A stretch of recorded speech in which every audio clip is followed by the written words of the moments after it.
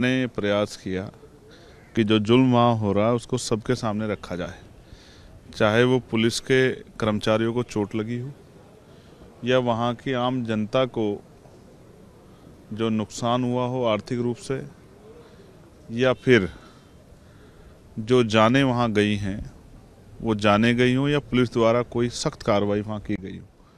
और उस पूरी घटना के पीछे इनसाइड स्टोरी क्या है ये भी सबके सामने आना चाहिए।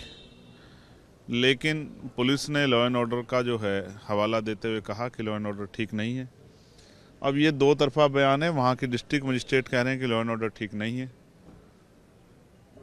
और बड़े अधिकारी कह रहे हैं कि लॉ एंड ऑर्डर अब वहाँ ठीक है। तो हमारा ये प्रयास है, ये विषय राजनीति से ऊपर उठ के है, सब लोगों को मिलके ये जो सरकार द्वारा जुल्म किया गया है इसके खिलाफ मजबूती से आवाज़ उठानी चाहिए।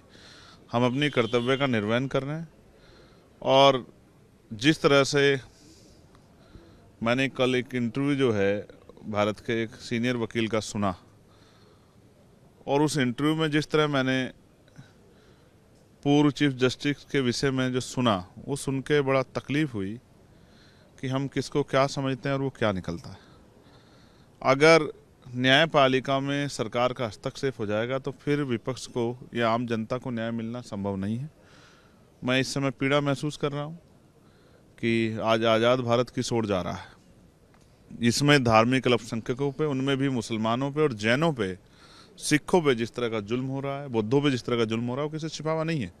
और वहीं दूसरी तरफ महिलाओं पे जिस तरह की हिंसा हो रही है, महिलाओं में भी दलित, पिछड़े, आदिवासी समाज की महिलाओं पे जो हिंसा हो रही है वो भी किसी से छिपा हुआ नहीं है।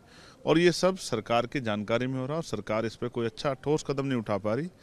ये सरकार का फेलियर है, सरकार को इस ओर ध्यान देना चाहिए। लेकिन सवाल ये है कि जब परिस्थिति वहाँ पर खराब है, पुलिस इसी लिए कह रही है कि वहाँ मत जाइए, तो ऐसे में जाना क्या जरूरी है? परिस्थिति खराब किसने की?